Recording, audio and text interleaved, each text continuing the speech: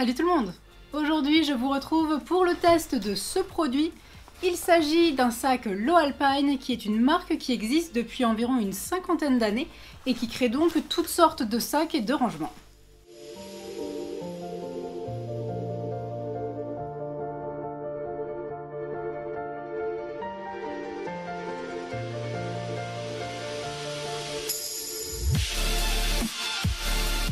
J'ai entre les mains un produit de la toute nouvelle gamme 2018, donc c'est des modèles Aeon Series. Le principe, c'est donc d'avoir un sac ultra polyvalent qui vous permette de réaliser toutes vos activités d'extérieur, sans oublier en fait une exigence de qualité, mais aussi le fait que ce sac doive répondre à tous les besoins, peu importe votre discipline. Les sacs Aeon Series se présentent sous deux formes, soit vous avez un top load, donc c'est-à-dire une grande ouverture sur le haut, soit vous avez, comme ici, j'ai moi, la version zip. Donc voilà, une version zippée avec donc une fermeture éclair sur le dessus pour mettre toutes vos affaires en sécurité. Pour ce sac, vous avez le choix entre 7 couleurs différentes, 4 pour les modèles hommes, 3 pour les modèles femmes. Je trouve ça un petit peu dommage que ce ne soit pas les mêmes pour les hommes et pour les femmes, en tout cas que les 7 couleurs ne soient pas disponibles pour chacun. Pour chacune des deux versions de ce sac, donc soit top load, soit fermeture éclair, vous avez deux tailles différentes et en fait ça change, la taille change selon les modèles hommes ou femmes. Vous avez donc le choix entre 4 sacs différents. Pour les femmes ça va de 16 à 33 litres et pour les hommes ça va de 18 à 35. Ma version à moi c'est donc celle avec la fermeture éclair et c'est celui en 25 litres. Donc en fermeture éclair, il existe aussi en plus petit, en seulement 16 litres. La différence entre les sacs version hommes et femmes, c'est que ceux pour les femmes contiennent quelques litres de moins, parce qu'en fait ils sont un petit peu moins larges au niveau des épaules, donc pour mieux s'adapter à la morphologie féminine, et la tache au niveau de la poitrine peut être ajustée au mieux pour ne pas que ça vous gêne. Ces sacs sont en général utilisés pour des activités telles que le VTT, le trail, la randonnée, l'alpinisme, etc. Personnellement, je l'ai pris en grande taille parce que j'envisage de l'utiliser par exemple sur de longues randonnées ou alors de grosses sorties VTT. Je pense aussi l'utiliser par exemple pour voyager. Et le truc c'est que des petits sacs, donc surtout des petits sacs par exemple pour le VTT, j'en ai déjà donc je ne voulais pas que ça fasse doublon. Mon sac Aeon en 25 litres fait 50 cm de hauteur, 30 cm de largeur et l'épaisseur varie énormément selon à quel point vous le remplissez. L'épaisseur est aussi réglable de chaque côté. Vous avez deux systèmes pour régler, un en haut, un en bas. La taille de ce sac peut permettre de l'utiliser en fait comme bagage cabine lorsque l'on prend l'avion. Donc c'est un petit peu ça aussi qui m'intéressait dans ce format. Ça me permettrait de prendre pas mal d'affaires avec moi tout en ayant pas mal de choses qui soient accessibles via les diverses poches, etc. Parlons un peu des détails un peu plus techniques de ce sac. Tout d'abord, je tiens à dire que j'ai jamais eu de sac de ce type en fait aussi performant, donc il est possible que j'oublie des détails, vous m'en voyez désolé, et du coup je ne ferai pas de comparatif avec d'autres sacs puisque je n'ai pas utilisé d'autres sacs du même type. Tout d'abord, la partie au niveau du dos, donc au niveau du dos vous avez une mousse en fait qui est assez rigide, ça permet au sac d'être assez rigide, de garder la forme qu'il faut contre votre dos. Cette partie contre le dos est recouverte d'un filet. Le but c'est que ce soit très respirant, donc vous transpirerez beaucoup moins qu'avec un sac qui ne possède pas cette technologie.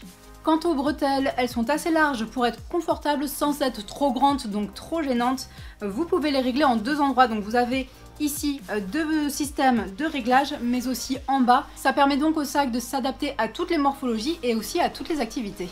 Ce sac s'attache d'une part à la taille, mais aussi au niveau du torse, de la poitrine. Et cette dernière attache est tout à fait réglable. Donc par exemple, si vous êtes une femme, vous pouvez le mettre à l'endroit qui fera que vous êtes le plus confortable. Les bretelles sont aussi vraiment respirantes. Donc vous avez non seulement des trous, mais aussi du coup le même effet un peu filé. Donc ça permet de faire passer la transpiration. Personnellement, quand j'ai testé par exemple sur ma sortie VTT, c'est vrai que j'ai pas eu spécialement chaud à cause du sac, donc ça c'est vraiment un bon point parce que ça peut être très inconfortable si on attrape trop chaud avec un sac.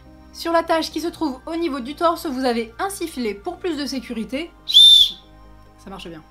Et toujours dans la série sécurité, donc vous avez ici une attache qui vous permettra par exemple de mettre une lumière si vous circulez à vélo. Si vous pratiquez la randonnée ou d'autres activités pour lesquelles il vous faut des bâtons, vous avez des attaches qui sont spécialement conçues pour ça sur le côté. Sur les côtés, vous avez deux grandes poches extensibles, ce qui peut permettre de mettre par exemple une bouteille d'eau.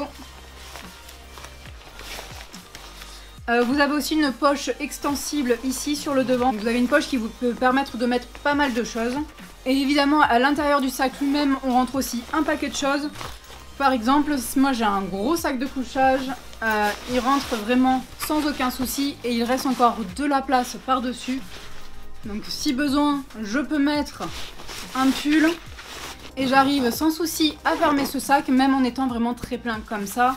Et si vous êtes plutôt du type VTT, évidemment, la paire de chaussures, ça peut rentrer aussi vraiment plein d'autres choses. Donc ça peut vous permettre de faire de très très belles sorties, de très grosses sorties, voire potentiellement en fait des randonnées, etc. sur plusieurs jours. Et si vous êtes plutôt VTT ou que tout simplement vous préférez ne pas avoir à vous arrêter lorsque vous buvez, vous pouvez évidemment mettre une poche hydratation. Donc vous pouvez mettre votre poche à eau ici. Personnellement, l'embout, je le coince après. En fait, ici, vous voyez, donc il y a des systèmes, il y a plein de systèmes en fait de rangement, d'attache, etc. Donc moi, j'ai tout simplement mis l'embout à ce niveau-là. Du coup, ça me permet de boire en un coup de main. En plus des 3 poches extensibles et de la grande poche principale du sac, vous avez sur le devant donc une petite fermeture éclair pour une poche relativement petite qui vous permettra de garder vos objets précieux à portée de main. Au niveau de la taille, vous avez là aussi 2 poches extensibles, donc ça permet de mettre par exemple son téléphone, même le mien qui est très grand est rentré en fait sans souci.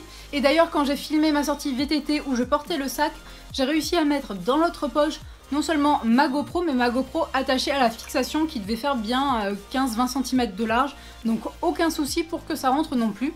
Donc ça c'est vraiment bien pratique. Par exemple sur une sortie VTT, moi je mettrais plutôt de la nourriture en plus de mon téléphone, comme ça permet de trouver rapidement ce qu'on veut dans les poches sans avoir à enlever le sac. Ce sac Low Alpine est donc un sac qui est très complet et qui est aussi très confortable une fois que vous avez pris le temps de bien faire tous les réglages à votre taille. Comme vous pouvez le voir sur les images, j'ai aussi fait une sortie trail randonnée et c'est vrai que même quand je courais, le sac ne bougeait pas parce que j'avais pris le temps de le serrer là où il fallait, comme il fallait. Et lors de ma sortie VTT, au début le sac était un petit peu trop sur mes épaules, du coup ça me gênait au niveau du cou. Je me suis arrêtée, j'ai juste changé un petit peu les réglages et en 2 secondes en fait c'était bon, c'était réglé. Et un sac aussi grand c'est pas évident à oublier, mais celui-là une fois qu'il est bien réglé, en effet on ne le sent plus, il ne nous gêne pas. Ce sac peut donc vous permettre d'accompagner toutes vos activités extérieures, c'est vraiment là le but de Low Alpine, faire des sacs ultra polyvalents. Personnellement j'ai pas eu le temps de le tester énormément parce que ça fait que quelques semaines que je l'ai, mais le tissu a pourtant l'air vraiment résistant et de toute façon ces sacs sont garantis à vie. Selon le modèle et la taille de votre sac Aeon Series, vous pouvez le trouver à partir de 100 €, ça va jusqu'à 130 € et pour vous donner une idée, le mien vaut 120, donc en fait 119,95 €. J'espère que la présentation et le test de ce sac vous ont plu, n'hésitez pas à laisser un pouce bleu et à vous abonner et je vous dis à très bientôt.